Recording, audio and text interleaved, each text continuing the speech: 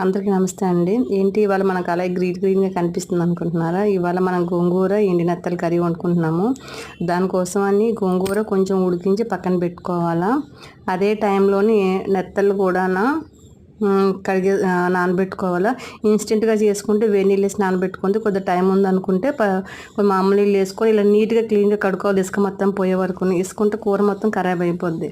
తర్వాత ఒక బాండి పెట్టుకొని కళాయిలోని ఇది కొద్దిగా ఎర్రగా వేయించుకొని పక్కన పెడిసి అదే బాండీలో కొద్దిగా ఉల్లిపాయ, పచ్చిమిరకాయ, ఒక చిన్న టమాటీ అది కూడా వేసుకొని ఈ టైంలోనే కొంచెం ఉప్పు వేసుకొని బాగా మెత్తగా అయ్యే వరకు వేపుకోవాలి. వేపుకున్న తర్వాత అదే బాండీలో మనం వేయించి పెట్టుకున్న ఎండినత్తళ్ళు గోంగూర కూడా వేసుకొని కొద్దిగా వేపుకోవాలి. వేపుకున్న తర్వాత కొంచెం నీళ్ళు వేసుకొని ఉడికించుకోవాలి. దగ్గరగానే ఎక్కువ నీళ్ళు వేసుకోకూడదు. కొంచెం నీళ్ళు వేసుకొని బాగా ఉడికించేసుకుంటే కర్రీ ఫాస్ట్గా అయిపోతే సింపుల్గా ఉంటుంది.